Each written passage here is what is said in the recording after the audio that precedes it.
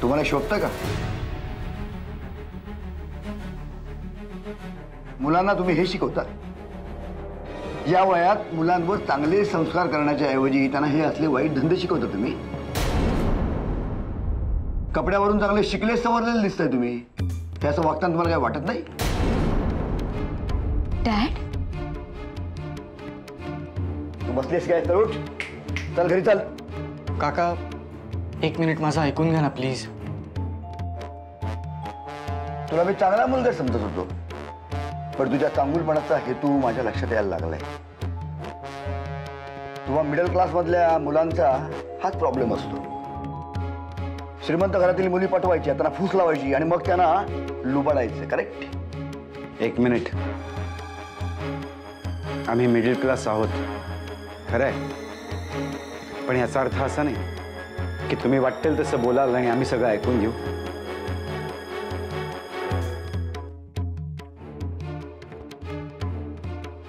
का? मी खरं बोललो म्हणून त्रास होतोय? त्रास नाही होत, कीव येते तुमची. कोणाशी कसं बोलावं इतकं साधंही कळत नाही हो तुम्हाला. तुम्हाला भान आहे का तुम्ही कोणाशी बोलताय? ॲडव्होकेट रणजित सरपोतदार नाव माझं. असाल तुम्ही मोठे वकील सरपोतदार साहेब, पण एका मुलीचे बाप आहात हे विसरू नका. अमोलने केतकीला मदत केली कारण तो तिचा मित्र आहे, आणि तुम्हाला कळवलं कारण मैत्री आणि नातं जपण्याचे संस्कार आहेत त्याच्यावर. त्याचे उपकार मानायचे सोडून त्याच्यावर उलटसुलट आरोप कसले करताय? त्यांचं कामच आहे ते अभिलाषा. वकील आहेत ना ते, आरोपच करणार. ती कोण आहे काय वेळ आल्यावर तुम्हाला कळेल. डॅड, काय बोलताय तुम्ही? चला, तुझे उद्योग खूप झाले. चल निघ घरी. चल डॅड, घरी डॅड, चल. please माझं ऐकून घ्या. चल, चल. डॅड, थांबा ना. डॅड, माझं ऐकून तरी घ्या.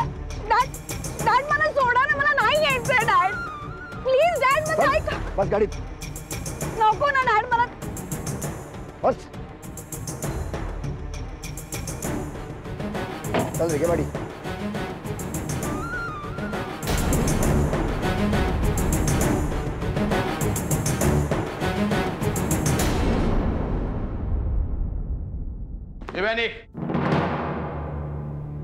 आम्ही तुला सांगितलं होतं ना, बाळाच्या बाबतीतला निर्णय घेण्याच्या आधी विचार करून निर्णय घे म्हणून.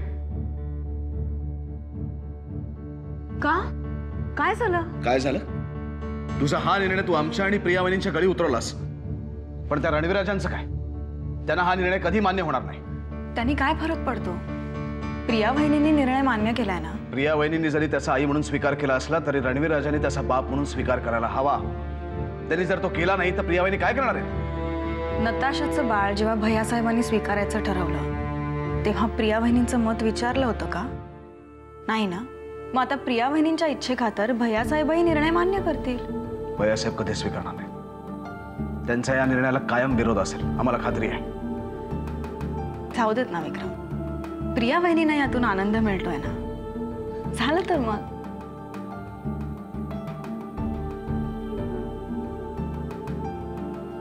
देव्याने तुझ्या लक्षात येत नाहीये का? ते वाढवणार आहेत आपल्या मुलाला. रणवीरराजांनी जर नीट पद्धतीने त्याला नाही वाढवलं, त्याला त्रास देण्याचा प्रयत्न केला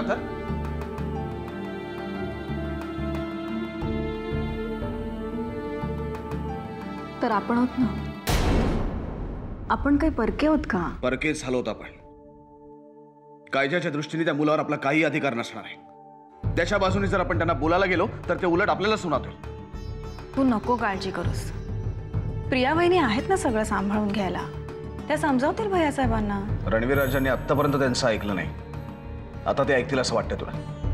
देव्याने यापुढे जे करायचंय ना ते तुलाच करायचंय.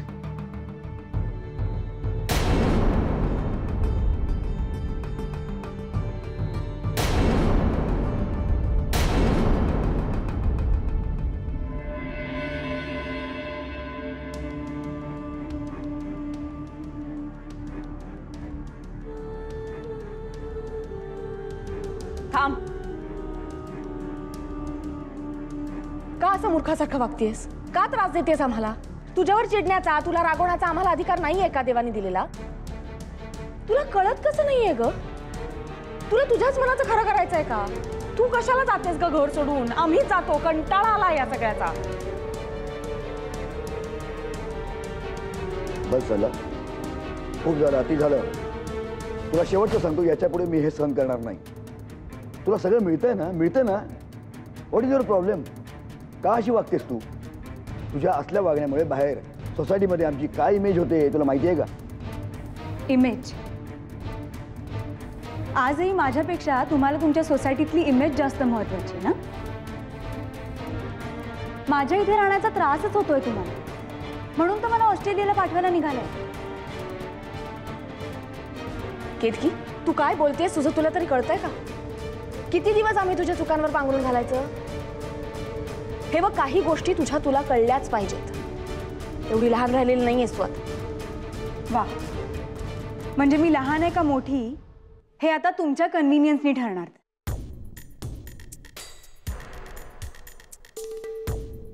केतकी, केतकी एक मीरा, राहू दे तिला जरा वेळ एकटं राहू दे.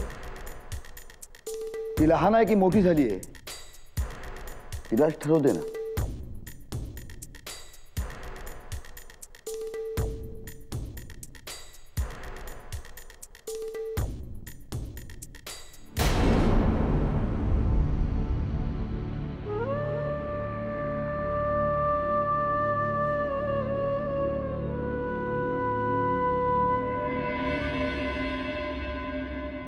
एक काम सांगितलं आम्ही, हे धड करता येत नाही. कुठे आहे नताशा? साहेब माफ करा साहेब, मला थोडासा वेळ हवा होता साहेब. साहेब आपल्याला खात्री आहे ती याच शहरात आहे. मी तिला शोधून काढणार साहेब. साहेब तुम्ही काळजी करू नका साहेब, मी स्वतः तिच्यावर लक्ष ठेवून आहे. फक्त लक्ष ठेवण्याकरता ठेवला का तुम्हाला इकडे? ती बाई खुशाल आम्हाला फसवून निघून जाते, आम्ही काही करू शकत नाही. काय करताय काय तुम्ही? 24 तासाच्या आत आम्हाला नताशा पाहिजे, आणि ती जर नाही मिळाली तर तिच्या जागी तू असशील. चल निघ इथून.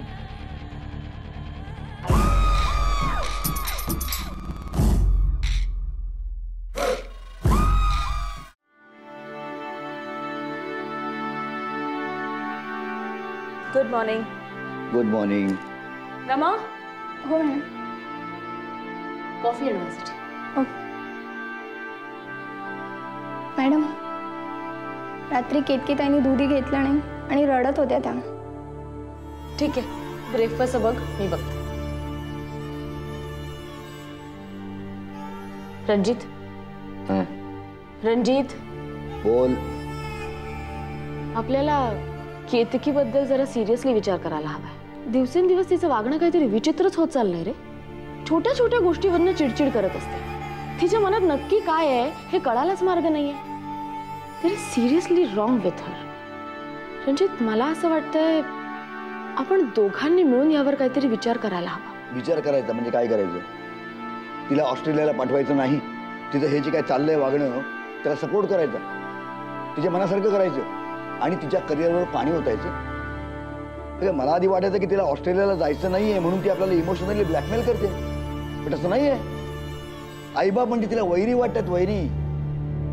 आपल्याबद्दल तिच्या मनामध्ये का अशी अडी आहे काही कळत नाही. एक्झॅक्टली, मलाही तेच म्हणायचंय. म्हणून मला असं वाटतंय तिला तिला काउन्सिलिंगची गरज आहे.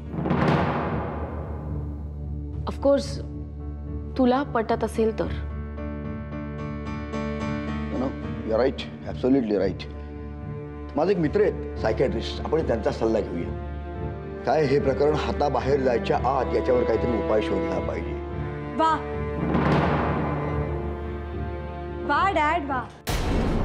म्हणजे आता फक्त मला वेडत ठरवायचं बाकी ठेवलंय तुम्ही. स्वतःच्या आई बाबांकडून हक्काचं प्रेम मागणं हे सुद्धा तुमच्या सोसायटीत वेडेपणाचंच ठरतं ना? म्हणजे आता माझ्या भावना जाणून घेण्यासाठी तुम्हाला एका काउन्सिलरची गरज लागणार तर. हॅलो, हा बोल. हा साहेब नमस्कार. साहेब एक पक्की इन्फॉर्मेशन आहे. आज रात्री नताशा तिच्या घरी येणार आहे. तुम्ही लक्ष ठेवा तिच्यावर. कुठल्याही परिस्थितीत आम्हाला ती आज सापडलीच पाहिजे. काळजी करू नका साहेब, मी सापळा अगदी व्यवस्थित रचलेला आहे. आज रात्री नताशा आपल्या नक्की हाती लागणार. ठेवतो साहेब. ठीक आहे. आता माझ्या मनातल्या भावना तुम्हाला एखाद्या सायकॅट्रिस्ट किंवा काउन्सिलर थ्रू मला तुमच्यापर्यंत पोहोचवाव्या लागणार. आणि त्याला जर त्या अयोग्य वाटल्या, चुकीच्या वाटल्या, तर तो मला वेडं ठरवणार. वा, माझं मन मोकळं करण्यासाठी चांगलं माध्यम शोधून काढलंय तुम्ही. केतकी, तुझ्या अशाच वागण्यामुळे आम्हाला हा निर्णय घ्यावा लागतोय. अरे, सायकॅट्रिस्टची मदत घेतलीस तर तू वेडी ठरत नाहीस. So please don't think like illiterate people. हाच फरक आहे तुमच्यात आणि माझ्यात. माझं वागणं तुम्हाला इलिटरेट लोकांसारखं वाटतं आणि तुमचं थिंकिंग तुम्हाला हायर सोसायटीचं वाटतं. स्वतःच्या मुलीला सुद्धा तुम्ही प्रोफेशनली ट्रीट करता आणि मी तुमच्याकडे आपलेपणाची भीक मागते. केतकी, तुझ्या अशाच वागण्याने आम्हाला सतत चिंता लागून राहते तुझी. तुला काहीतरी गैरसमज आहे आमच्याबद्दल. तुला सतत असंच वाटतं की आम्ही तुझ्यासाठी काहीच केलेलं नाही, आम्ही तुझ्यासाठी काहीच करू शकत नाही. मीरा, तिला आपलं काहीही ऐकायचं नाहीये आणि तू याच्यापूर्वी असं कधी वागत नव्हतीस. आताच का वागतेस? मग आता तसं का वागतेय हे समजून घेण्याचा प्रयत्न करा ना. बस. यापुढे आम्ही तुला समजून घेऊ शकत नाही किंवा समजावू शकत नाही. माझा संयम आता संपत आलाय. संयम तुमचा नाही, संयम माझा संपत आलाय. केतकी, ही पद्धत झाली वागायची.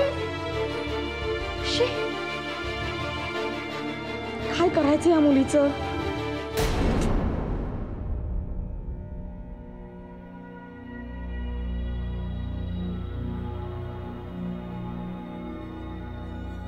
असली नसती उठाठेव करायला तुम्हाला कोणी सांगितलं होतं? आमच्या अपरोक्ष निर्णय घेऊन मोकळ्या झालात. भावनेच्या भरात केलेल्या बडबडीला तुम्ही निर्णय समजत असाल, पण असले निर्णय आम्हाला कदापि मान्य नाहीत.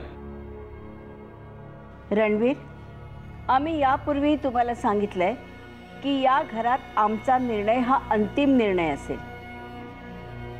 देवयानीचं बाळ प्रियदर्शनी आई म्हणून स्वीकारतील हा आमचा निर्णय आहे आणि आम्हाला वाटतं तुम्ही या निर्णयाला होकार द्यावा.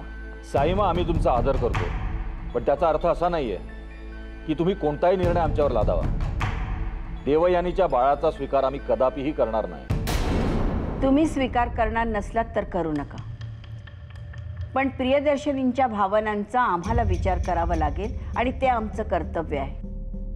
त्यासाठी आम्ही तुमचा विरोध सहन करणार नाही. आमच्या नकळत या घरात खूप काही घडतंय आणि आता तर आमचा विचारही केला जात नाही. आम्हाला न जुमानता आता मोठे मोठे निर्णय घेतले जातात त्या घरात आणि हे सगळं त्या नताशामुळे होत आहे. एकदा ती आमच्या हाती लागू दे, मग तिचा बंदोबस्त करतो आम्ही. तुम्ही तिचा शोध घेणार असाल तर आम्ही त्याला नकार देणार नाही, पण जे काही कराल ते शांतपणे आणि विचारपूर्वक करा.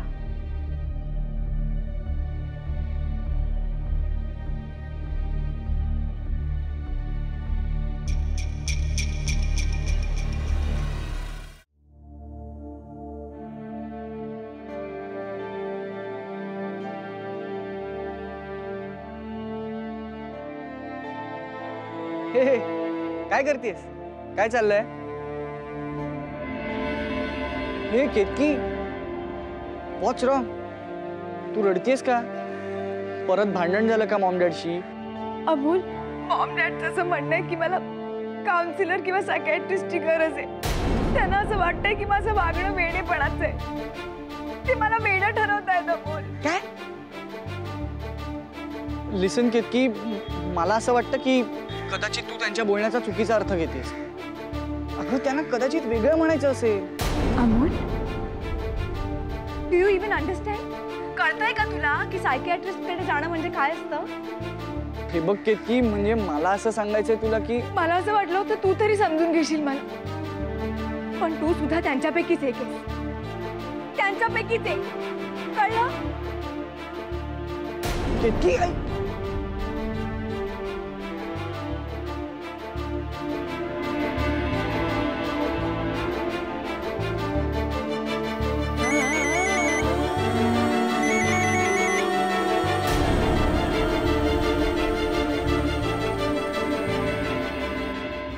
आम्हाला खूप काळजी वाटते. जे काही कराल ते सांभाळून करा. आता एका मुलाची जबाबदारी स्वीकारली आपण. तुम्ही आई झाला असाल, पण आम्ही बाप झालेलो नाही. अशी जबाबदारी नाकारून काही साध्य होणार नाही रणवीर राजे. कारण साईमांचे आदेश आहेत की आपण त्या मुलाला कायदेशीररित्या आपलं म्हणावं. तुम्ही कायद्याने दत्तक घ्या, नाही तर काहीही करा. आमचा त्या मुलाशी कोणताही संबंध असणार नाही. भाईसाहेब, तुम्हाला भेटण्यासाठी काही कार्यकर्ते आले. पाठवून द्या. आम्ही त्यांच्या चहा पाण्याची व्यवस्था बघतो.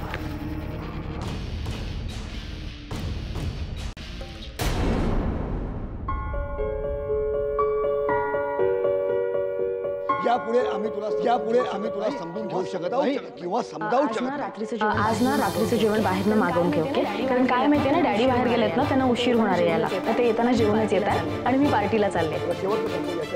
केतकी या सगळ्या मिडल क्लास फॅमिलीच्या गोष्टी पैसे वगैरे हवे, आणि तुला पैसे वगैरे हवे असतील तर ड्रॉवरमध्ये ठेवले.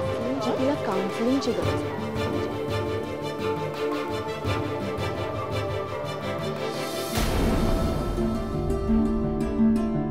का घडतंय माझ्या आयुष्यात हे सगळं? कुणीच कसं समजून घेत नाहीये मला. का वागतायत सगळे माझ्याशी असं?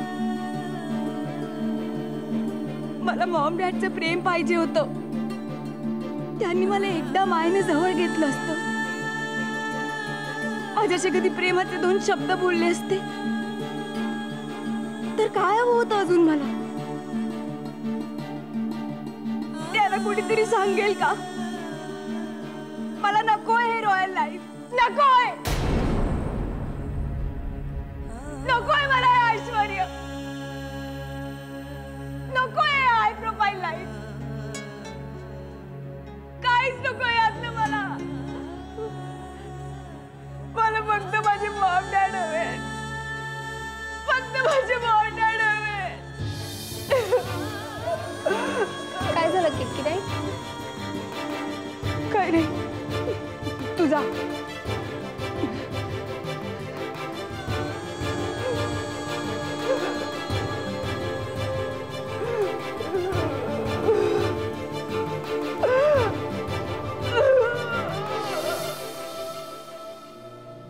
बोला शिंदे, काय बातमी आणलीत?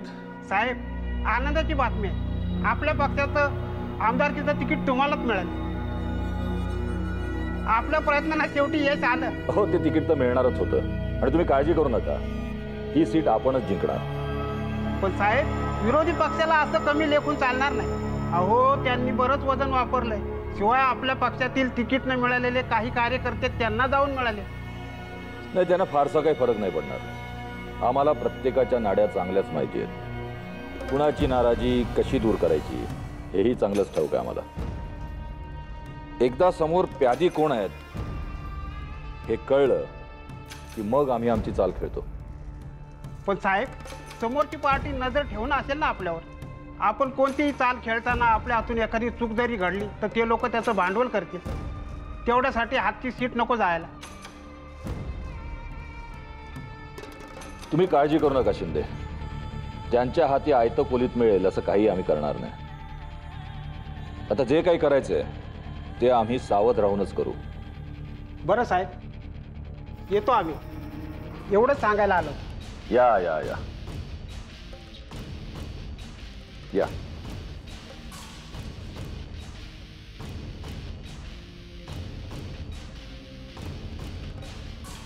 एक ठेव. अरे, ही मंडळी गेले ते.